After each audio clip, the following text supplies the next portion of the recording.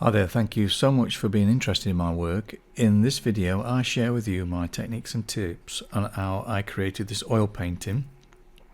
First we'll look at the outline, the underpainting, rich colour stage and the detail stage. So be sure to watch it right through till the end, because here and there I'll be slowing things down in real time so you can take a closer look. So let's dive in and take a look.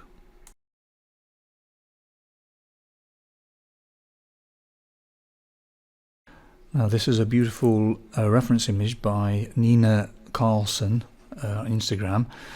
So how I'm doing the outline is I'm using a center point, got a center point on my board, center point on the reference image, and using the pencil very loosely and creating the big shapes first, and then I'm using imaginary angles from that center point.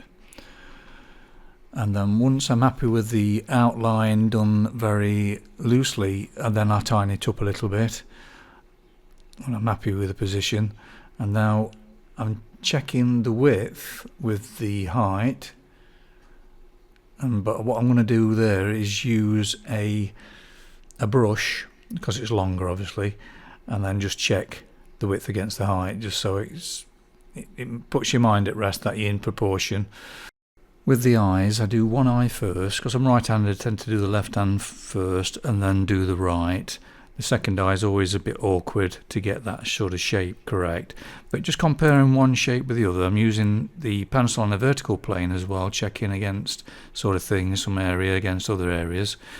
And it's just basically it's a bit of guesswork to start with, but eventually with perseverance and just going with the flow, it tends to sort of come together in the end. To see things as shapes rather than naming them as well, because that keeps it nice and relaxed for you. Right, for the underpainting then, these are the colours I'll be using. Starting off with the warm red and white, yellow ochre and red together, and a little white, yellow ochre on its own, warm red and brown, and ultramarine blue and brown for the shadow areas.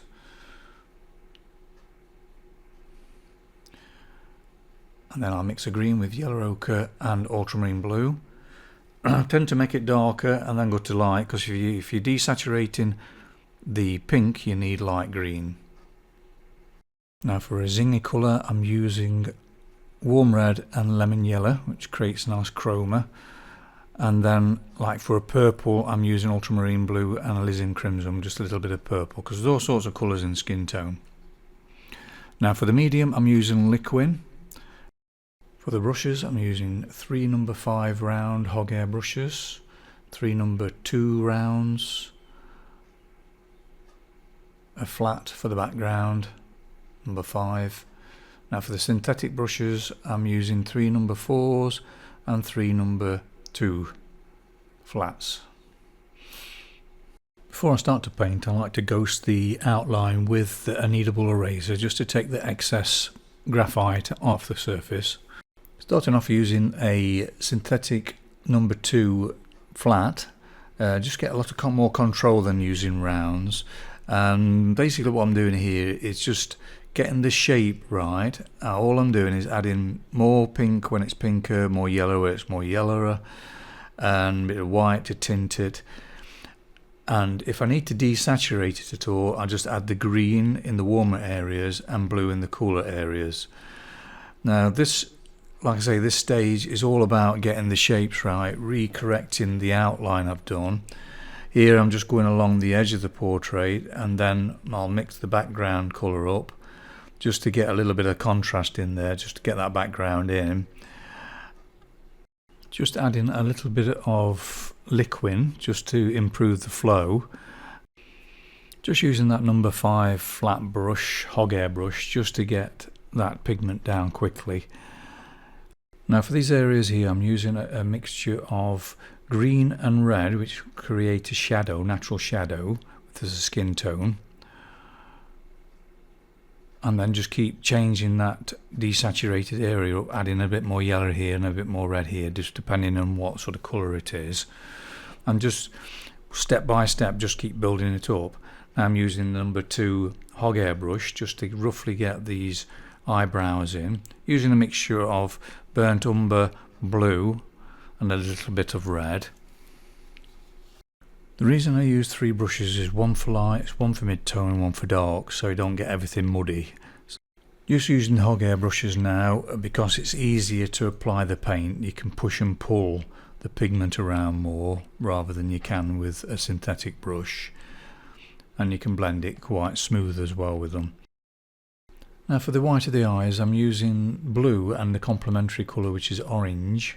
Could create natural sort of greys, and just keep changing it up. Where it's more bluer, just add a bit more blue. Where it's sort of more warmer, adding a bit more orange and a little bit of purple here and there. For the darkness in the iris and pupil, I'm using brown and blue rather than black, so mix my own black using brown and blue, and just getting the position right and just taking care just to reshape things. Each stage makes the next stage easier. I mean, this is just an underpainting, so it's very quickly put together and just basic colours, but it just makes everything fresher then when this is dry and I've put the rich colours on, which is later on in this video. It's all fresher and it's more alive then. For the lips, just doing the same sort of thing, just changing it up. If it's more redder, just adding a bit more red and a bit more yellow when it's needed. But I'm using a little bit of cold red mixing with this as well, so I tend to use 2 different reds when I do the lips, cold and warm together. But what I'm doing here is mixing a bit of lemon yellow in as well to try and get that bit of a glow in just playing with these different colours. If you enjoy this video, why not subscribe? It's absolutely free, and then you're sure not to miss any of my future videos. Now for the dark areas in the lips, I'm using a mixture of green and red. It creates a natural shadow, and just varying it up. Where it's redder, putting more red. Where it's more darker, adding more green to the mix.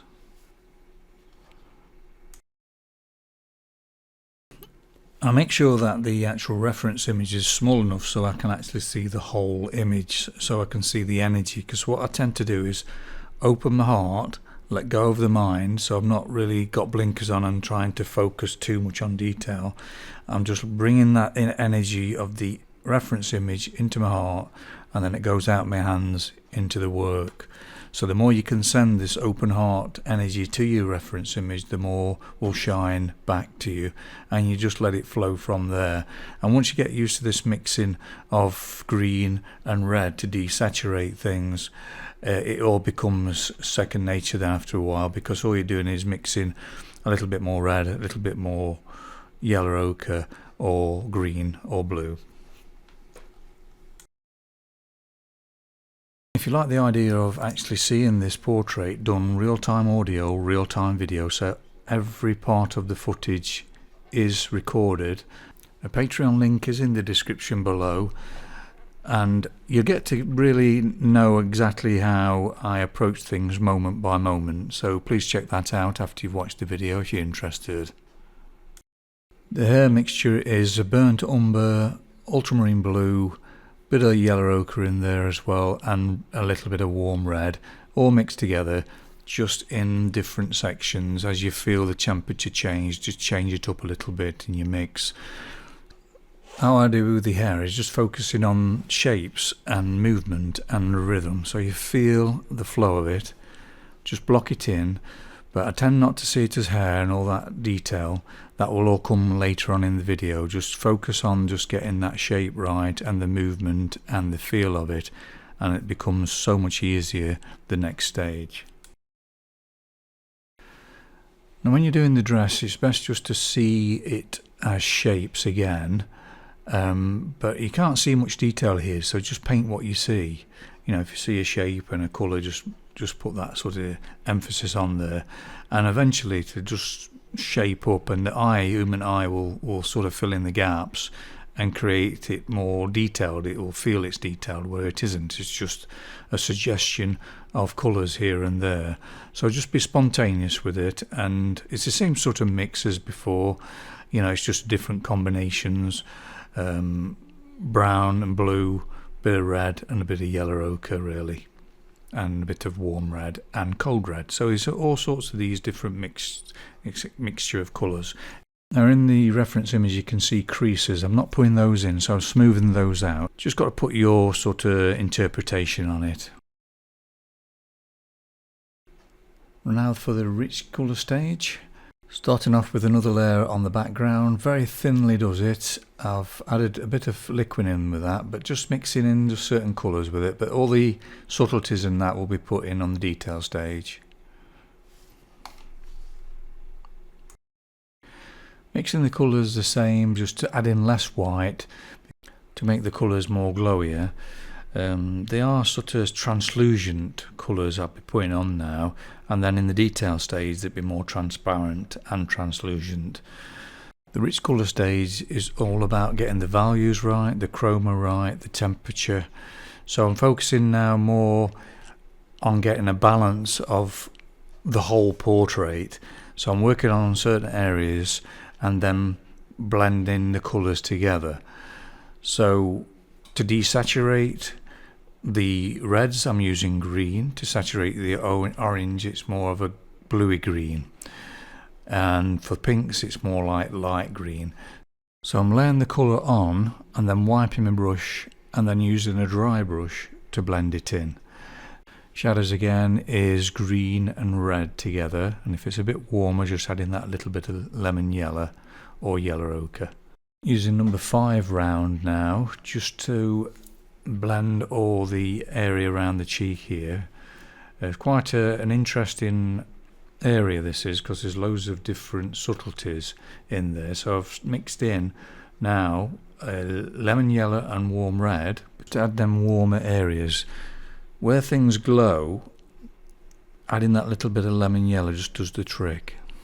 Just using kitchen paper there, just turning the brush, wiping off that excess and then just blend in the edges then. So you've got a little bit of paint on that brush, but it's not causing any issue, it's just blending in. That's how I feather things in. So apply the paint, wipe the brush and then blend.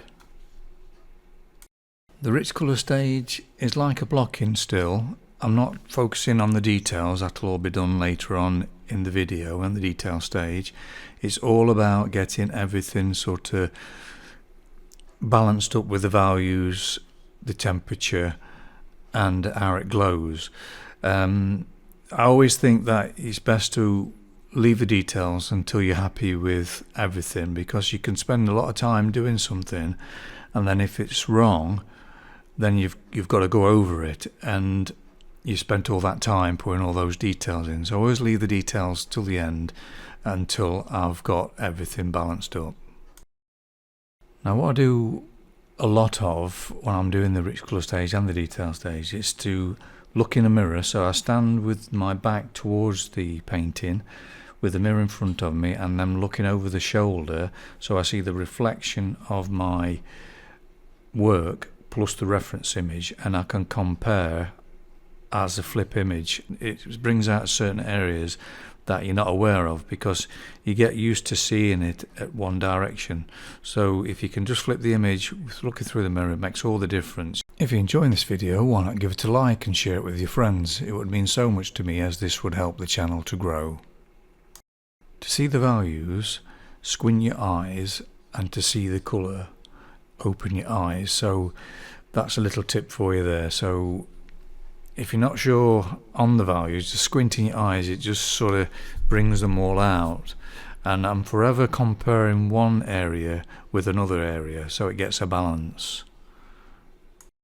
Now apply more paint, thicker paint, to the highlighted areas, and as it goes towards the mid-tone and shadows it gets thinner and thinner. With the eyes, just focusing on putting that little bit more richer colour in there. So here's a bit of real time just to show you how I'm applying that paint, just using that sort of flat synthetic brush, So you can use the corner of it or the side of it to create a sharp line, just putting those sort of details in the iris there. Now I'm adding a bit of lemon yellow, a bit of cold red in there as well, creating different subtleties. It's a case of playing around with these colours really until it starts to feel right. There's no easy way of doing it, it's just a case of just jumping in and having a go. It's all similar sort of colours, just different proportions of the mix. Applying these colours very thinly so it creates a more of a warmer feel to it. I'm not interested or concerned about getting everything exactly the same as a reference image. It's my interpretation at the end of the day. It's just a suggestion of these sort of areas, you know, different subtleties. You just put your sort of slant on it really. Just slowing it down a little now. The brush I'm using is a synthetic round number 2, and so subtly just changing these areas up here and there. Using number 4 flat now on the hair strands. It's surprising what detail you can put in using these flats, because you can use the corner for little dots and then the side for really fine lines. And all it is really, again, is just placing those values and subtleties in, but the details will all be put in later on in the video on the detail stage. It's just preparing your way now, just getting the temperature something more like, and the value. It all adds to the final result. Keep adding these layers. I'd just like to take this opportunity to thank all my patrons for all their wonderful support every month. Can't thank you enough. If you're considering joining me on Patreon and would like the benefit of all the footage, everything in real-time audio, real-time video, so you get a feel for everything I do step by step, and I discuss it as I go along. So if you're interested in that, the link is in the description below for more details. Now for the headdress, I put the background in very thinly, then just wiped off the excess paint. So it makes it easier then to apply these details rather than just going on to straight dry board. That's why I left it until this time, so I can add that background and then put all these details in. I've added a little bit of burnt sienna in the mix with this, just to create that sort of nice greys, because burnt sienna and ultramarine blue together make lovely greys. And then if it's more of a colder grey, you just add more blue, and if it's more warmer, you add more burnt sienna, with a bit of yellow ochre in there as well. Now I'm not trying to do it exactly like the reference image again, it's my interpretation, so I'm just being loose with it and sort of spontaneous, rather than trying to put every little detail the same. It creates more of a sort of flow to the actual painting then. Now I'm creating an orange for the gold by using burnt sienna lemon yellow, then using the blue to desaturate it and create a greeny gold. And it's just a case of being very suggestive, and again it's just your interpretation of it, because there's not much details in here, it's just a little blob of colour here and there. So just paint what you see and just enjoy the freedom of just not having to put every detail in exactly like the reference image. Same applies to the clothes. You can't see much detail in the reference, so it's best to really just paint what you see, a blob of colour here and there, getting the highlights and focusing on the value and temperature and getting a feel for it, because all the chroma can be adjusted in the detail stage. So if you focus on trying to get that feeling that it actually feels like fabric and getting that sort of value right, it will make all the difference in the next stage. Again, applying thicker paint in the highlights, thinner paints in the midtones and shadows.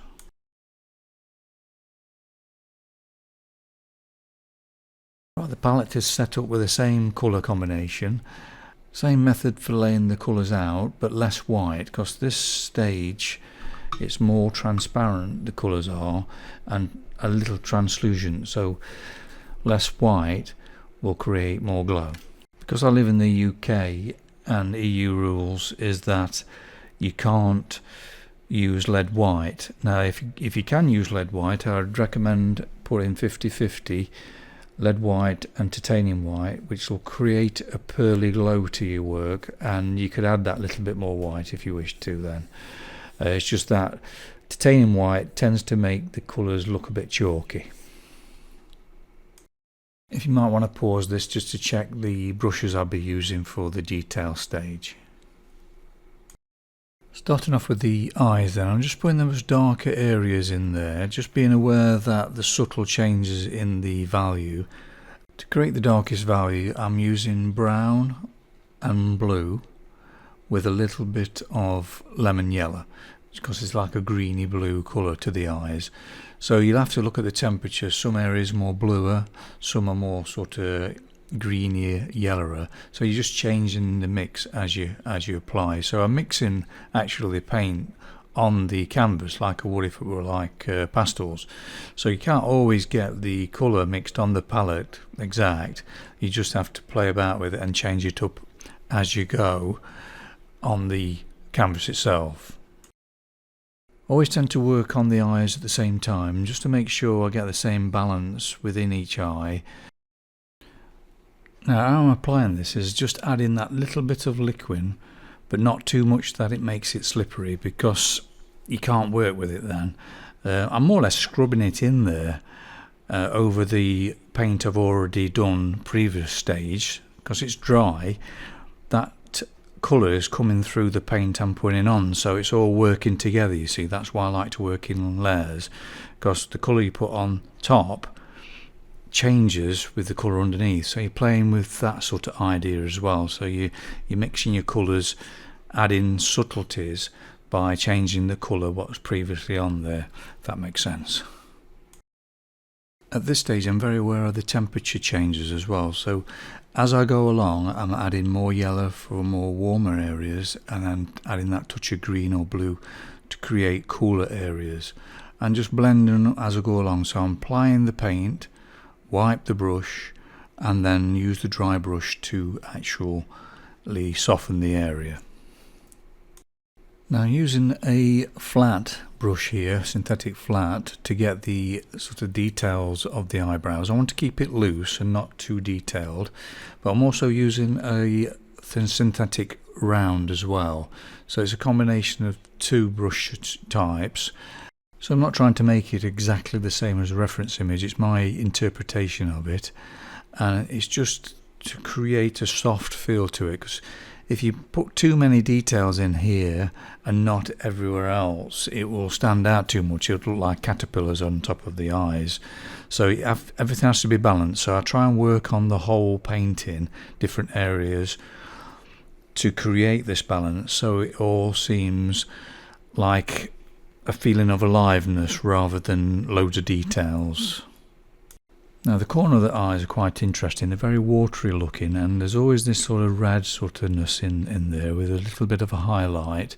So I'm desaturating the red with the green and just using those pinks, maybe with a little bit of lemon yellow mixed in with that as well, just to create that sort of glowness to it.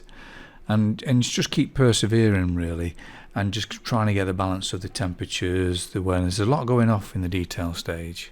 Just to mention, if you want to see this portrait all in real-time audio, real-time video, it is on my Patreon. Link is in the description below. Here's a little taster for you. It's only a very small clip. Let's just see. Put one there like that. One's going to be about here. And then you've got another one there, so just take your time, don't rush it. Take longer and longer. Be sure to check out the link in the description below if you're interested in knowing more about my Patreon page. It's a very small amount each month, and you get access to every video on there.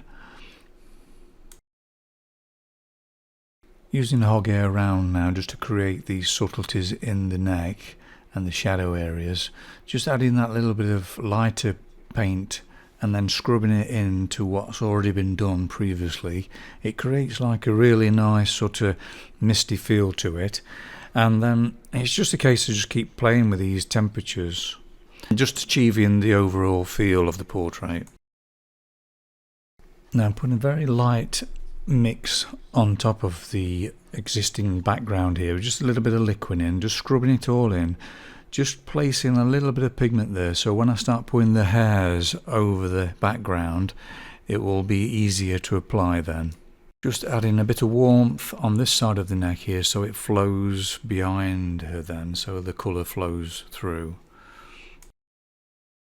Now I'm using a rigger brush here just to add these little wisps of hair.